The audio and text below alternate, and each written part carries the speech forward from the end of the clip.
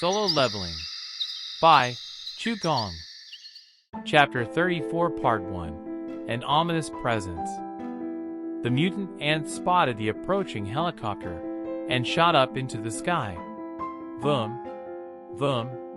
It appeared as though the ability to fly was a relatively new trait, so the hunters counted only around 7 in total. "I'll take care of them." Zhongyan, the lone mage hunter on the team, cast his special ability, Flame Spear. 7 blasts of fire shot off like javelins that left a fiery trail. They struck the ants dead on. Kaboom! It would be difficult to kill a magic beast ant with a fire-powered strike that dispersed, but torching their wings was another matter. Scree! Scraw! Zhongyan pumped his fists victoriously as he watched the ants plummet to the ground. But there was no room to celebrate. Zhongyan turned to Dongwook. "What's the status of the Japanese teams?" The ants had discovered them and were starting to mobilize. There was no time to waste. Crackle. Dongwook focused on the chatter coming through his earpiece. The tank had taken up the role of leading the Korean strike squad. "They're going in now!" Bang! As if on cue, there was a frightening explosion. Kaboom! Boom! The signal given, continuous explosions erupted across the island, generating huge plumes of smoke. This marked the start of the 4th extermination mission. Taijia Lim, the guild master of the Reapers Guild, frowned as he looked out the window. Several thousand ants were emerging from the cave. They separated into 4 groups heading to the east, west, north, and south sides of the island. "Seriously, they're really creepy. It looks like that's all of them, right?" "Seems so." The long trail of ants soon ended, leaving a large hole in the ground, the entrance to the ants' cave. Based on just the size of the entrance, which was as large as a highway tunnel, the interior cavern had to be huge. The queen could most likely be found in the deepest part of the cave. The strike squad had only one goal: kill the queen. "Everyone!" Dongwook gestured for the team to gather around, waving the hesitating cameraman over as well. They formed a huddle. "After several hundred simulations, the Japanese hunters determined they can buy us an hour. So we have that long to eliminate the queen by any means necessary." He didn't mention what would happen if they failed. Unlike the past extermination attempts, there was no way to abandon this operation. Deserters would find themselves stranded among the ants. As Dongwook looked each member in the eye, they all nodded back, determined. "These are the best teammates I could have hoped for." This kind of team would never assemble again unless another tragedy occurred. Dongwook considered it an honor to be their leader. After giving everyone a moment to steel themselves, "Let's go!" 7 hunters, the 6 strike squad members plus the cameraman, jumped out of the helicopter. "How long has it been since the Koreans went in?" asked Ruji. "Hold on, please." As team leader, Ruji was supposed to be in charge of communications with the command center, but since he hated having his movement hampered, he'd assigned that duty to someone else. "It's been a little less than 10 minutes. 10 minutes. Ruji decided it was about time to start their retreat. He briefly looked around to check whether they were okay to do so. There were mounds of slaughtered ants. On the surface, the Japanese team's purpose was to distract the enemy. Their objective was to buy time for the Koreans. So instead of outright killing the magic beasts, they'd employed a hit-and-run strategy. Despite all this, the body count was still quite high. "These ants may be a challenge for the Koreans, but not for us." A confident grin spread across his face.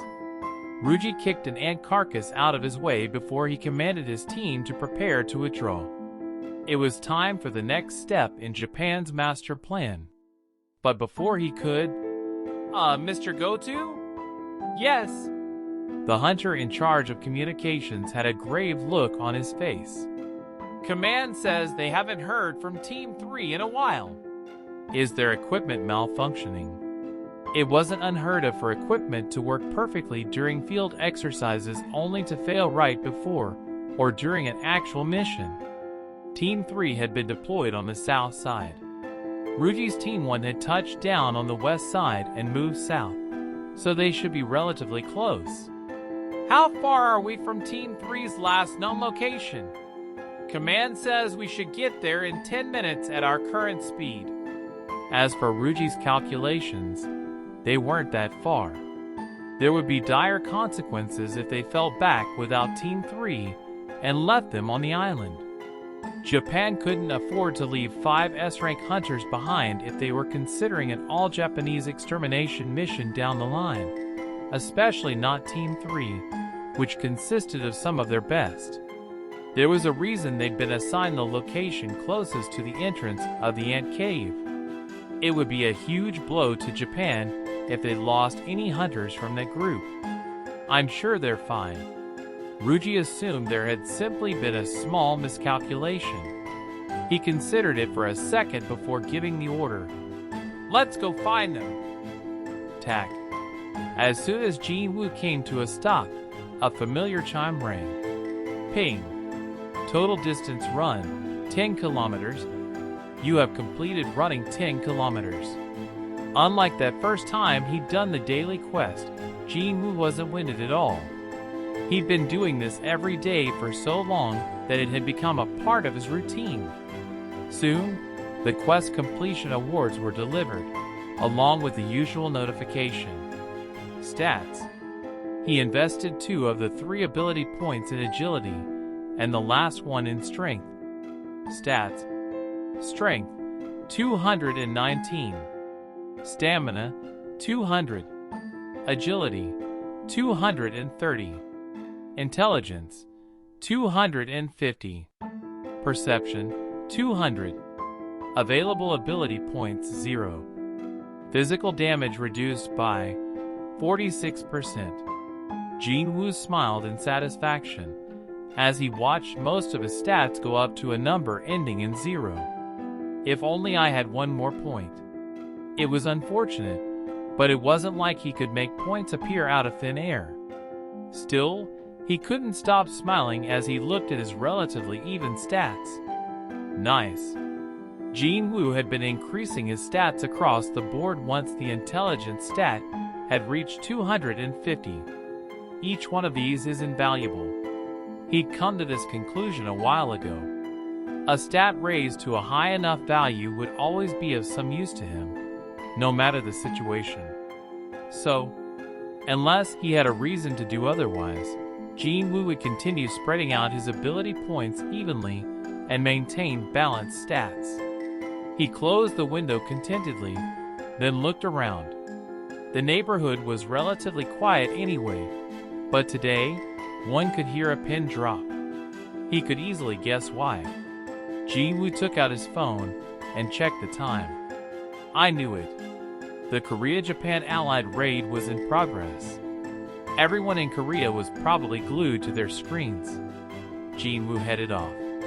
Though he completed the daily quest already, his footsteps were still quicker than usual on his way home. The mission was going smoothly, just like Japan had outlined in their plan. Dongwook's team met no resistance as they went farther into the tunnels. The inside had a similar structure to other cave-type dungeons. The only difference was that hunters had to light their own way due to the lack of glowing stones. Gulp. Despite having plenty of experience being in dungeons, the cameraman couldn't help feeling nervous. He made up the very back of the group. Jonghyun, who had a flame lit in his hand, led the other hunters, who stuck closely behind him. The cameraman also had a flashlight attached to his head for filming purposes, but because it was nowhere near as powerful as an S-rank hunter's magic, it was barely able to cut through the mana-laden darkness to illuminate the space right in front of him. "It's quiet," Jonghyun blurted out, and Dongwook nodded beside him. As a tank and as the leader, Dongwook had a duty to protect the mage at the forefront of the group. Perhaps that was why Dongwook continuously scanned their surroundings with keen eyes, his usual cheerfulness nowhere to be seen. Yunho was also acting differently than usual. He'd entered the ant cave with eyes of a beast activated and on the lookout for even the faintest trace of mana. Byunggu and the cameraman were quite tense as well. Only Hain seemed unaffected as she walked in silence with her hand on her sword, wearing her face set in her default blank expression. That was when, over there, Zhongyan had discovered something. Oh! Ah! The hunters gasped in shock. Countless ant eggs covered the walls and ceiling for as far as the eye could see. Black larvae could be seen writhing within through translucent shells. The hunters felt only one emotion as they stood in the midst of this dreary, moldy-smelling spawning ground: disgust. Should I burn them all? Zhongyan wrinkled his nose. Dongwook laughed for the first time since they'd entered the ant cave. I'm dying to do that, but there's no time. Even if every one of these eggs hatched, they would last only a year. They didn't need to worry about these eggs as long as they eliminated their mother. They're coming! Cried Yunho, pointing into the darkness as a warning. Hain had already drawn her sword. Dongwook lifted his shield, which was almost as tall as he was, and stared ahead. Tack, tack, tack, tack. About 10 worker ants appeared. Their vestigial eyes matched those of the others born on Jeju Island. Are they the Queen's guards? Zhongyan shook his head. No, they seem to be guarding these eggs. This shouldn't be too hard then. If these ants were regular magic beasts, and not the Queen's guards, they wouldn't last long against a squad of S-rank hunters. Dongwook knew very well that they didn't have much time to spare, so he attacked the ants first. Good! The hunters charged at the ants. Fire flashed from Zhongyan's fingertips, and the arrows shot by Taijaya sliced through the air. As Dongwook had predicted, the battle ended quickly. Scrawl! The last ant's head hit the ground, and Hain flicked some bodily fluids off her sword. All these eggs, mused Dongwook, means the Queen is nearby. Zhongyan finished the tank's thought. The cameraman was walking around while everyone else readied themselves for a big battle when he suddenly cried out, You? All the hunters stared at him. Sorry. The flustered cameraman bowed in apology, momentarily forgetting that the whole country was watching through the camera on his head. Curious, Yunho approached him. Is something wrong? Oh, it's just that. Over there. Giving an embarrassed laugh, the cameraman pointed to a corner. The hatched eggs are piled up over there, but one of them is especially huge. Yunho wasn't sure what to make of the sight. Most of the eggs were around the size of a bicycle wheel, but the egg the cameraman had pointed out was as big as a human. No, the egg was long and oval, and it was big enough that a fully grown ant could have come out of it. This can't also be an ant egg, can it? What the hell came out of this? Byunggu had come to stand next to Yunho, and his surprise was also clear on his face. Yunho's expression had been dark, but he promptly smiled and patted Byunggu on the back. We just have to get rid of the Queen, so don't worry about anything else. Right. Byunggu turned to rejoin the others with an uneasy look on his face. Yunho glanced back at the egg one last time. This doesn't make any sense. This doesn't make any sense. Ruji could not believe his eyes. Ack! Gob! The other hunters of Team 1 swallowed hard and flinched at the sight. Ruji grimaced as he looked around. The hunters of Team 3 were exactly where they had lost communication, except they were all missing their heads. It was a shocking discovery, to say the least. 5 colleagues were lying dead on the ground. Ruji massaged his temples as he thoroughly inspected the bodies. Their heads weren't cut off by a blade. No, they'd been ripped from their necks. How much force would it take for something to bite their heads off like this? Ruji stared, astonished, as another seething hunter spat out, "Those damn ants!" Ruji shook his head. "It wasn't the ants." "What?" "Whatever it was, there was only one." "In no way?" Ruji swallowed hard. There was no evidence of a struggle. If Team 3 had been wiped out by the ant swarms, there should have been ant corpses or some signs of struggle, but he couldn't find anything like that. Then, there were the dead hunter's wounds. Based on the location, this had most likely been done by the same creature. How could a single magic beast kill the most elite hunters of Japan? There was only one explanation. It was the work of an S-rank dungeon boss. Ruji grabbed the communicator from the other hunter on his team and spoke forcefully. "It's Goto." "Yes, please continue." "Where's the queen? Did she leave the cave?" "We'll verify her location." The Japanese team had access to a satellite equipped with a camera that could detect mana. Only the United States, Japan, and China had this kind of technology, though the Chinese had hacked and copied it from the Americans. So it'd be correct to say that the equipment had originated from the United States and Japan. They could determine the queen ant's location using the satellite they boasted so much about. Said location was communicated through the receiver. "No, sir. The queen has been in her den the whole time." "Oh, the Korean hunters are entering it now."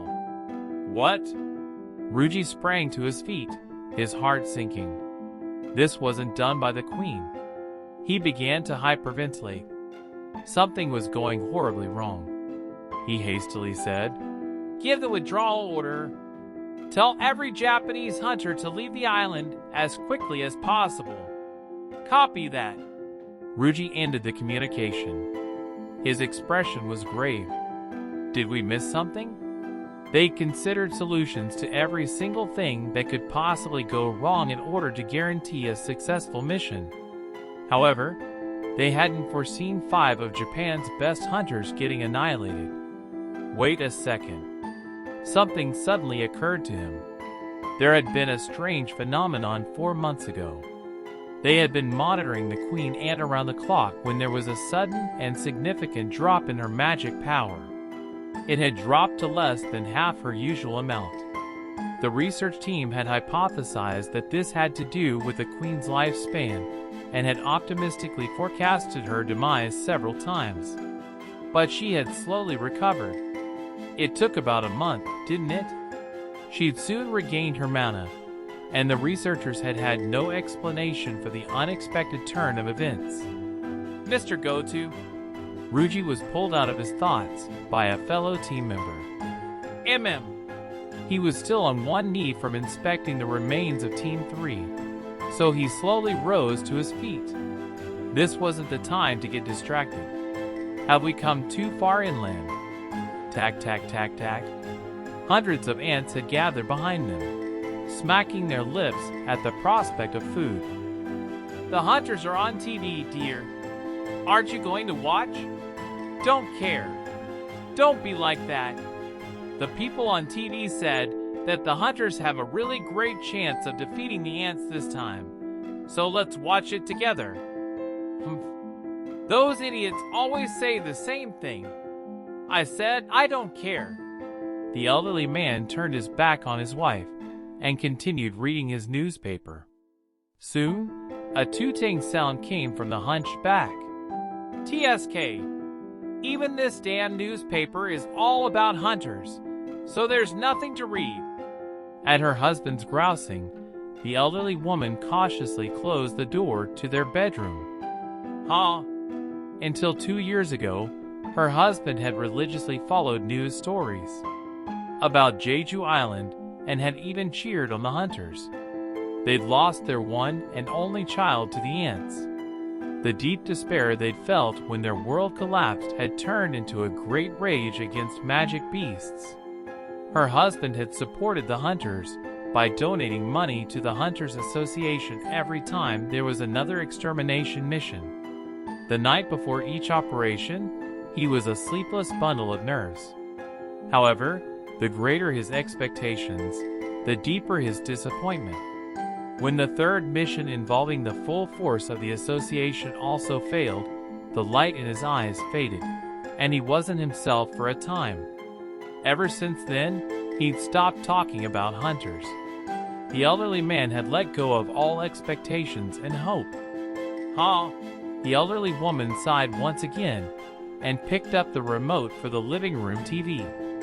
She turned it on, and the emotional voice of the show host blasted out. The hunters, the pride of Korea, have taken the first steps to confront the queen ant. She tuned in right when the battle was about to begin.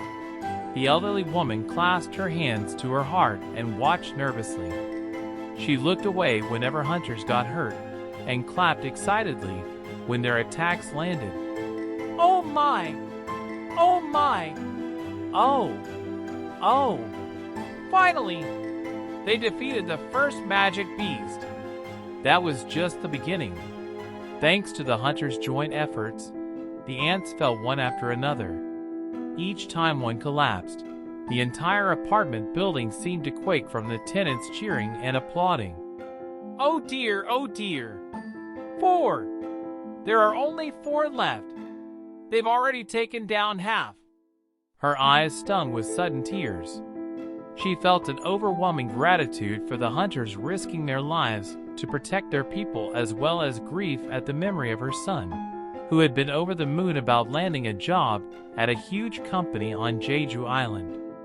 There are only 2 guards left. Once the hunters defeat just 2 more guards, they can attack the queen. Victory is within reach. Just then, slam! The door to the bedroom flung open, and the elderly man rushed out.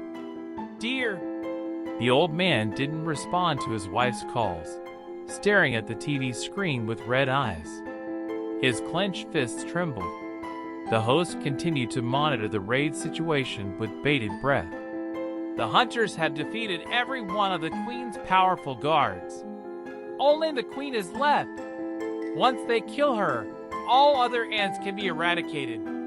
The hunters are attacking the queen without wasting any time. Dongwook had successfully preoccupied the queen. The other 5 hunters sprinted out from behind him, and as they did, tears were already streaming down the old man's face as he thrust both fists in the air and shouted, "Rah!